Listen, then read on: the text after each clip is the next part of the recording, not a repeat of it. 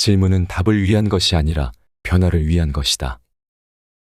질문을 통해 자신을 관찰하고 스스로의 잠재력을 확인할 수 있다. 그 과정에서 성장하게 된다. 그래서 질문은 당다시다. 당연한 것을 다시 보는 시선이다. 질문이 존재하는 이유는 어제의 당연함보다 내일의 다름을 위해서다. 나 역시 어제보다 나은 미래를 위해 오늘도 질문한다. 이때마다 항상 하는 질문이 있다. 나는 대중으로부터 얼마나 멀어져 있는가? 20살 때부터 나에게 던진 질문이다. 28년간 단 한 글자도 바뀌지 않은 인생 질문이다. 그리고 항상 이 질문을 통해 다름을 추구해왔다. 대중이 원하는 삶이 아닌 내가 원하는 삶, 그 시작은 이 질문에서 출발했다. 대중의 생각, 상식으로부터의 자유는 스스로 생각하는 힘을 가지게 한다. 상식에 내 생각을 맞추는 순간 인생의 키는 그들에게 넘어간다. 내 생각은 나의 세상을 만들고 그들의 생각은 그들 세상에 적합한 나를 만든다.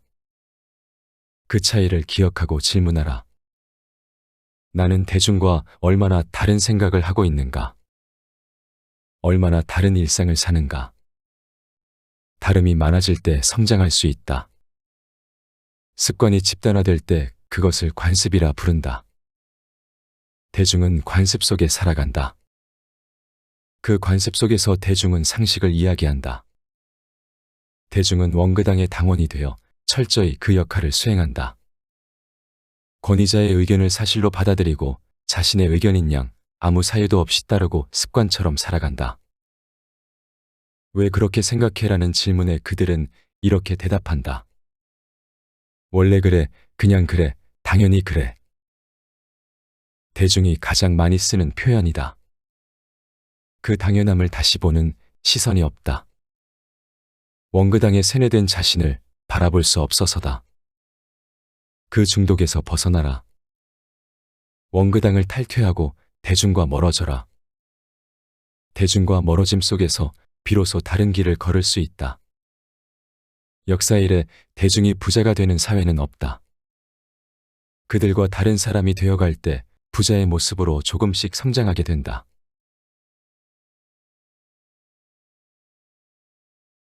시간, 공간, 인간을 리셋하라. 당신이 자주 가는 곳, 만나는 인간, 읽는 책이 당신이 어떤 사람인지 알려준다. 1749년에 태어난 괴테의 이야기다. 그는 270년 전에 태어났다. 그런데 오늘날을 살아가는 우리에게 시사하는 바가 크고 메시지가 유효하다. 우리는 삼간의 산물이기 때문이다. 독서 시간, 단골 공간, 그리고 친구들이 내가 어떤 사람인지 알려준다. 그 삼간이 우리의 가치를 결정한다. 삶은 한 편의 영화이고 우리는 그 영화의 관객이자 작가다.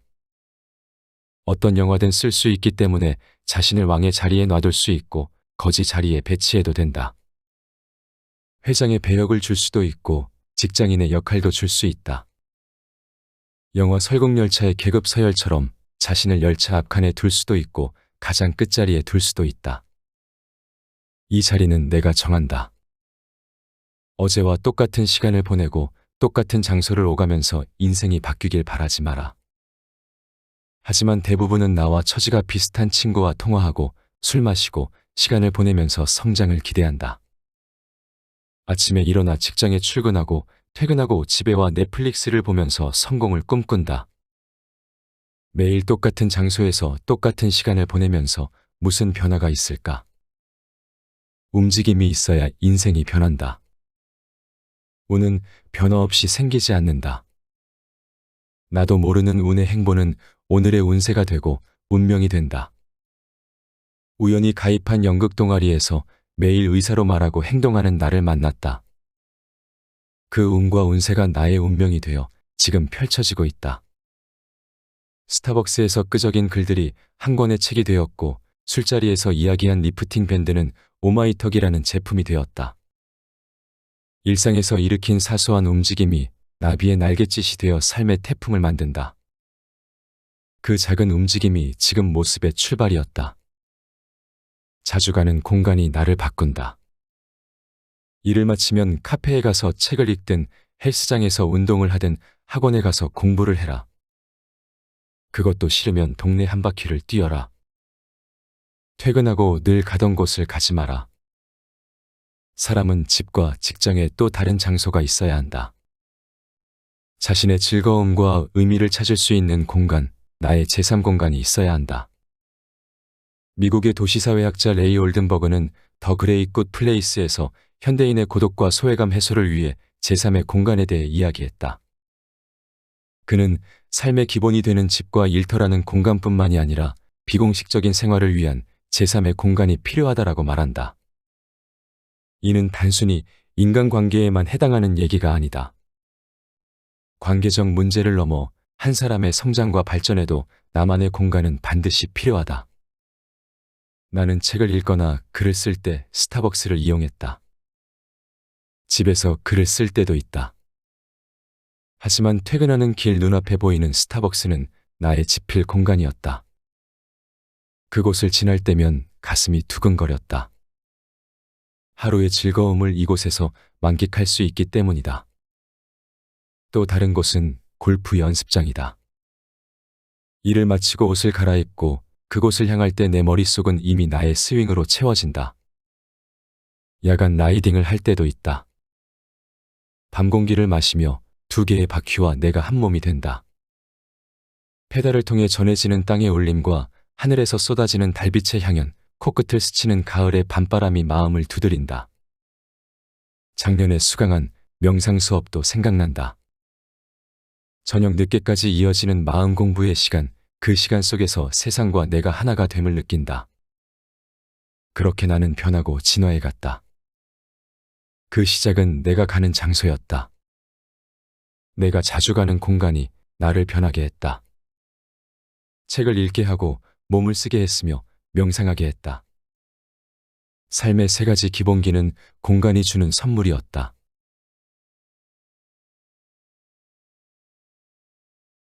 토 나오는 인간은 만나지 마라. 자주 가는 곳에서 보내는 나만의 시간, 그 시간과 공간만큼 중요한 것이 있다. 바로 인간이다. 내 앞에 보이는 누군가는 나에게 가장 큰 영향을 주는 존재이기 때문이다. 인간관계는 우리가 접하는 관계 중 가장 직접적이고 구체적이다. 사실 나는 나와 먼저 관계한다. 나를 바라보는 또 다른 나와의 연결이 우선이다. 하지만 그 속성이 구체적이지 않기에 잘 드러나지 않는다. 세상과의 관계도 마찬가지다.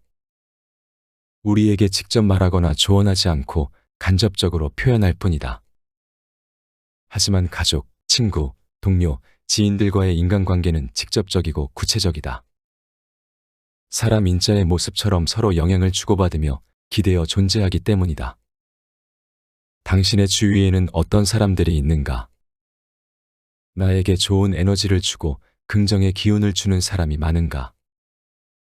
혹은 불평, 불만, 불안해하는 산부를 가진 사람들이 많은가? 이 둘의 차이는 매우 중요하다. 당신의 운을 결정하기 때문이다. 삶의 에너지는 행운과 불운을 나누는 중요한 요소다. 내 삶에 긍정의 기운이 많을 때 우리 인생은 꽤 훌륭한 방향으로 흘러간다. 하지만 부정적 에너지가 나를 감싸고 있을 때 그 불안한 예감은 항상 틀리지 않는다. 주변이 좋은 사람으로 채워질 때 그 관계는 나의 운이 되어 나를 행동하게 한다. 하지만 나에게 불만을 표시하고 불평하는 사람들이 가득할 때 나의 내면은 그들의 결핍으로 채워진다. 그리고 마음이 결핍되면 우리는 행동하지 않는다. 불안의 생각만 반복할 뿐이다. 그 생각이 꼬리에 꼬리를 물고 몸은 더 무거워진다. 더 이상 나아가지 않게 된다. 행동하지 않기에 삶의 변화는 없다. 인생의 운이 발생하지 않는다. 그 운명에 묶여버린다. 살면서 반드시 버려야 하는 사람이 있다. 나를 묶어버리는 사람이다. 움직이지 않게 하고 그 자리에 머물게 하는 사람들이다. 생각의 늪에 빠지게 하고 그 부정적 생각 속에서 한 발짝도 나가지 못하게 한다. 3cm도 되지 않는 삶의 문턱을 못 넘고 수십 미터의 생각 담장에 갇히게 된다. 하지만 나에게 충고하고 평가하고 판단하는 그들도 사실은 절대로 움직이지 않는다. 늘 불안해하면서 불평하고 불만을 표한다. 그 자리에 머물러 있기 때문이다. 정체되고 썩어가고 있다. 진심으로 토 나오는 인간들이다. 지금 바로 연락을 끊고 마지막으로 말해라. 토나와, 이제 그만해. 토나와를 발음 그대로 영어로 만들면 TONAWA, Talk Only No Action with a Pleasure이다. 그들의 특징은 행동하지 않고 평가하고 말만 한다는 점이다. 뭔가 대단한 사람인 것처럼 당신을 평가하지만 사실 조언을 들어야 할 사람은 그들이다. 거대한 통찰을 가진 것처럼 충고하지만 사실 그들의 논리는 나약하다. 통찰은 행동을 통해 얻어지는 것이지 생각을 통해 나오는 게 아니기 때문이다. 오늘부터 그들과 이별해라. 세상에는 좋은 사람이 너무나 많다. 그들과 시간을 보내기에 당신의 시간은 너무 소중하다. 시간은 다이아몬드다. 그 빛나는 시간을 토 나오는 인간들과 보내지 마라. 반짝반짝 빛나는 사람들과 시간을 보내라. 그들이 당신을 더욱 빛나게 해줄 것이다. 그 관계 속에서 당신의 삶과는 빛나고 있을 것이다. 인생 영화는 그렇게 써가는 것이다. 삼관을 리셋하라. 그게 인생 작가가 해야 할 작업이다.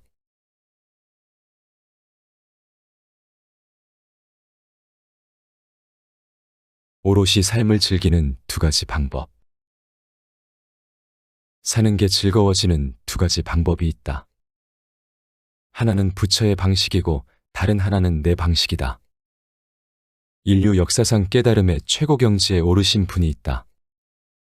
바로 고타마 시다르타 부처다. 그분이 하신 말씀이다. 일체유의법, 여몽환포형. 세상 모든 만물은 환영이라는 의미다. 세상은 하나의 꿈과 같다고 말했다. 세상은 실체를 가진 것이 아닌 환영과 같은 홀로그램이 펼쳐진 것이다. 비슷한 이야기를 한 또 다른 사람이 있다. 바로 테슬라 CEO 일론 머스크다. 세상이 시뮬레이션이 아닐 확률은 10억 분의 1이다. 세상이 진짜 현실일 가능성은 거의 없다는 이야기다. 이 세상은 실체가 없다고 역설하고 있다. 인류 역사상 깨달음의 최고 경지에 오른 사람과 세계에서 가장 많은 부를 이룬 사람이 같은 이야기를 하고 있다. 세상은 실체가 없으며 세상은 환영과 같은 것이다. 세상은 홀로그램의 한 장면이며 인생은 그 홀로그램이 합쳐진 한 편의 영화다. 삶이라는 스크린에 펼쳐지고 있는 100년짜리 영화가 우리 인생이다. 나는 어릴 때 롤러코스터를 타지 않았다. 꼭대기에서 떨어질 때 그 느낌을 견딜 수 없었다. 내 몸에서 장기 하나가 떨어져 나가는 기분이었다. 성인이 된 지금은 별 생각 없이 탄다. 몇 번 타보니 그 느낌이 전해주는 쾌감이 있다. 그 공포를 즐기게 되었다. 왜 그럴까? 롤러코스터가 롤러코스터임을 알기 때문이다. 이 사실을 알면 롤러코스터가 주는 공포를 즐길 수 있다. 인생도 마찬가지다. 인생이 한 편의 영화임을 알면 영화가 주는 고통과 시련을 즐길 수 있다. 어차피 영화인데 영화 속 장면에 불과한 공포를 걱정할 필요가 없다. 영화는 그런 위기 장면이 있어야 한다. 오히려 자주 등장해야 재밌는 영화다. 죽을 뻔한 위기를 헤쳐나와야 더 재미있고 흥미진진해진다. 우리 인생도 똑같다. 인생의 고통과 괴로운 장면이 있어야 행복하고 즐거운 결말을 맞이할 수 있다. 영화는 즐거움만 있는 게 아니다. 그런 영화는 성공할 수 없다. 쾌락과 즐거움만 있는 것은 영화가 아니다. 그건 포르노다. 인생은 포르노가 아니다. 인생은 포르노가 아닌 영화라는 사실을 꼭 기억하자. 인생이 영화임을 알면 그것이 주는 불안과 두려움을 즐길 수 있다. 우리가 슬픈 장면에서 눈물을 흘리는 이유는 하나다. 슬픈 감정을 느끼기 위해서다. 하지만 시간이 지나면 다시 좋은 일이 생기고 반전도 생겨 감동하기도 한다. 인생이 지금 슬프고 힘든 장면에 있다면 영화를 보듯 현실을 바라보자. 어차피 인생은 한 편의 영화일 뿐이다. 우리는 영화를 보듯 인생을 즐기면 그만이다. 우리는 영화 속에서 힘들게 살아가는 주인공이 아니다. 느긋하게 팝콘을 먹으며 인생 영화를 즐기는 관객이다. 주인공인 영화가 아니라 관객으로 보는 영화가 나의 인생이다. 이 진리를 깨달은 순간 사는 게 즐겁고 자유로워질 것이다. 이 깨달음이 어렵고 미신적인 것 같다면 또 다른 방식이 있다. 내 방식이다. 그냥 오늘의 당연함에 감사하면 된다. 그러면 사는 게 즐거워진다. 눈앞에 있는 세상에 감사해보라. 눈이 안 보이는 사람에게 기적 같은 일이다. 귀에 들리는 바람에 감사해보라. 귀가 들리지 않는 그 누군가에게는 기적과도 같은 일이다. 누군가와 통화하고 카톡하고 문자 메시지를 보낼 수 있는 스마트폰에 감사해보라. 너무나 당연한 일상이라 감사의 이유를 모를 것이다. 하지만 20살의 나에게는 상상할 수 없었던 당연함이다. 부모님과의 식사에 감사해라. 나는 어머니와의 한 끼 식사를 몇백억을 내서라도 하고 싶은 마음이다. 나에게는 기적과도 같은 일이다.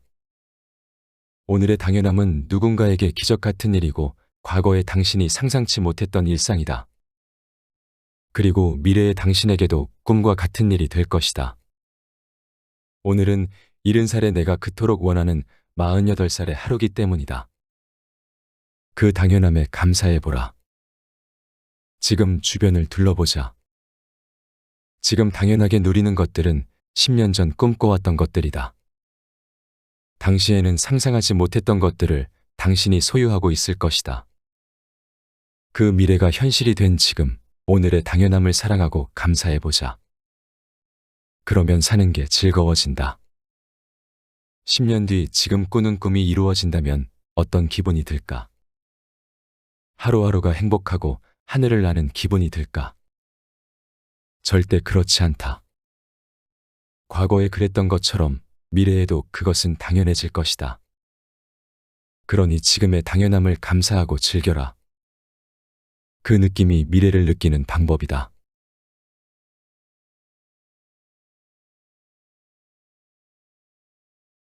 책은 몸으로 읽는 것이다. 2% 대 88%, 부자와 가난한 사람의 차이를 극명하게 보여주는 수치다. 무엇을 나타내는 숫자일까? 바로 독서 습관이다. 부자 습관의 저자 토마스 C. 콜린은 223명의 부자와 128명의 가난한 사람을 대상으로 습관 조사를 했다. 그 결과 두 그룹의 괴리가 가장 큰 항목이 바로 하루 30분 이상 책을 읽는다였다. 부자의 88%가 하루 30분 이상 책을 읽지만 가난한 사람은 2%만 읽었다. 여기에 재미난 결과가 또 있다. 조사에 임한 가난한 사람의 26%는 책 읽는 것을 좋아한다라고 답한 것이다. 26%가 독서를 좋아하지만 그 중에 2%만 책을 읽고 있다. 좋아하는 것을 실천하지 않는다. 이유가 무엇일까? 바로 독서 습관 때문이다. 부자들은 독서가 일상이다. 숨을 쉬듯 밥을 먹듯 그들은 책을 읽는다. 살기 위해 먹는 것처럼 살기 위해 독서를 한다. 습관의 힘이다. 습관은 한번 들이기 쉽지 않지만 습관이 된 일상은 하지 않으면 어색하다. 그 찜찜함에 나도 모르게 책을 펼친다. 부자가 되기 위한 첫 번째 기본기, 독서에 대해 알아보자. 책은 목표가 아닌 수단이 되어야 한다. 책은 다 읽어야 하는 대상이 아니다. 책은 나를 움직이게 하는 도구다. 독서는 종이에 박힌 활자를 읽는 게 아니라 그 활자가 내 언어로 변해가는 과정이다. 작가의 생각을 해체하고 나의 생각을 해체하여 새롭게 편집하는 시간이다. 그 과정에서 내 생각이 바뀌고 나의 말이 달라지게 된다. 나만의 새로운 언어, 메터드가 생기기 때문이다. 나의 메터드는 내 세상과 주변을 변하게 한다. 세상은 언어로 이루어져 있고 내가 쓰는 언어에 따라 나의 세상은 바뀌기 때문이다. 언어로 채워진 세상, 그 세상 속에서 나도 언어로 물들고 있다. 평소 어떤 단어를 자주 사용하는가? 그 단어가 당신의 세상을 만들고 있다. 그것을 풍성하게 채우고 변화시키는 힘이 바로 독서다. 풍요의 말과 결핍의 언어는 이 차이에서 비롯된다. 부자와 가난한 사람의 차이가 독서라는 것은 당연한 이치다. 독서의 빈부격차가 경제적 빈부격차를 만든다. 그리고 이 격차는 양극화로 이어진다. 그래서 독서 습관은 부자의 기본 습관이다. 먼저 자신의 관심 분야가 뭔지 생각해보자. 적어도 한두 개 정도는 있을 것이다. 그것과 관련된 책 4권을 사라. 온라인으로 사지 말고 직접 서점에 가서 사라. 서점의 공기가 주는 묘한 느낌이 있다. 그곳에서 책을 고르고 글을 읽으며 책에 몰입한 사람들을 보자. 그리고 그 공기와 온도를 마음으로 느껴라. 인터넷으로는 느낄 수 없는 책의 향기다. 최소 일주일에 한 번은 서점에 가서 한 권을 사서 읽자. 그게 시작이다. 이제 책을 샀으면 그 책을 뿌려야 한다. 소파, 책상, 식탁, 화장실, 컴퓨터 앞, 거실 바닥, 화장대 등 삶의 모든 공간에 책을 두자. 책은 책장에 꽂아두는 게 아니다. 책은 손 닿는 곳에 있어야 한다. 그러면 펼치게 된다. 책은 펼치는 것이다. 펼치면 읽게 되고 지속하게 된다. 관성의 법칙이 있어서다. 딱 9초만 보기 위해 책을 열면 어느새 5분에서 10분이 스르륵 지나간다. 이때 안구 운동도 중요하다. 적극적으로 눈을 이동하며 책을 읽어야 한다. 눈이 한 곳에 머물 때 집중도는 떨어지고 몰입감도 줄어든다. 눈을 적극적으로 이동하며 단어 여러 개를 통으로 읽는 습관을 가져야 한다. 어느 정도 읽고 나면 책을 들고 책상으로 자리를 옮긴다. 그리고 펜을 들고 노트북을 켜고 30분 알람을 설정한다. 본격적인 독서의 시작이다. 지금부터는 써야 한다. 작가의 말을 나의 기준에서 한번 생각해 본다. 과연 그럴까? 과연 작가의 말이 맞을까? 내 생각을 정리해 본다. 그리고 3-4개의 키워드로 요약한다. 글 문구 중 내 마음의 생채기를 내거나 머리를 도끼로 찍힌 듯한 부분을 발견하면 네모박스로 표시하고 책장 모서리를 접어둔다. 그리고 중요도에 따라 별표를 달아둔다. 포스트잇에 그 문장을 메모한다. 곧 한 장의 포스트잇의 내용이 꽉 찬다. 그러면 그것을 떼어 화장실 거울 혹은 사무실 모니터에 붙여둔다. 시간이 지나 알람이 울리면 책을 덮는다. 모니터 화면에서 나를 기다리고 있는 커서를 바라본다. 얼른 글을 써달라고 반짝이고 있다. 이제 작가의 키워드와 나의 키워드로 정리된 글을 모니터에 옮겨본다. 조금 전에 정리한 내용인데 이상한 일이 벌어진다. 글을 쓰다 보면 전혀 다른 내용의 글이 써지게 된다. 그 잠깐 사이에 의식이 확장되었기 때문이다. 생각의 방식이 몇 초 전, 몇 분 전과 다르게 작동되고 있음을 알게 된다. 그렇게 글을 쓰다 보면 10분이 훌쩍 지나간다. 그 글을 블로그나 인스타그램 혹은 노트북에 저장한다. 블로그가 없다면 지금 하나 만들자. 돈이 드는 것도 아니다. 꼭 누구를 보여주기 위한 것은 아니지만 지식의 유인은 자신에게 상당한 즐거움을 준다. 지식과 지혜의 성장은 단순한 즐거움이 아니다. 그 이상의 가치로 우리에게 다가온다. 언어의 풍요로움이 생기기 때문이다. 그 풍요 속에서 세상은 다르게 펼쳐진다. 세상은 언어의 집이고 그 집이 풍요로 채워질 때 당신은 부자의 길에 들어서게 된다. 마지막으로 그 글을 나에게 카톡으로 보낸다. 그 카톡창을 제일 상단에 배치해 놓으면 자주 볼 수 있다. 바쁜 현실에 지치고 사람들에 치여 에너지가 바닥이고 시간에 쫓겨 퇴근할 때 문득 창을 열고 내가 쓴 글을 읽는다. 한 글자 한 글자 읽으면서 감동하는 순간이 있다. 와, 내가 쓴 글 맞아. 당신만이 경험할 수 있는 색다른 시간이다. 그 시간이 기적이며 축복이다. 자신에게 감동하는 시간, 나를 신뢰하는 힘, 스스로에 대한 자신감은 여기에서 시작된다. 그 자신감이 당신의 존재 가치를 높이는 최고의 자양분이다. 그것을 통해 힘든 일상을 이어가는 에너지를 얻는다. 이것이 바로 독서의 힘이다. 그러면 우리는 읽게 된다. 그리고 쓰게 된다. 그렇게 독서는 일상이 된다. 그 반복 속에서 몸에는 관성이 생긴다. 2%가 아닌 88%의 리그에 접속하게 된다. 그래서 책을 읽어야 한다. 습관이 된 현실은 나도 모르게 내 세상을 바꾸고 있다. 습관이 된 생각이 나의 무의식에 저장되고 그 무의식은 삶을 바꾸기 때문이다. 책은 다가가고 펼치고 쓰고 저장하면서 읽어야 한다. 책은 눈으로 보는 게 아니다. 책은 발로 다가가 손으로 펼치고 눈동자를 움직이고 펜으로 쓰고 노트북에 입력하고 카톡으로 감동하는 것이다. 그때 비로소 알게 된다. 책은 몸으로 읽는 것이다.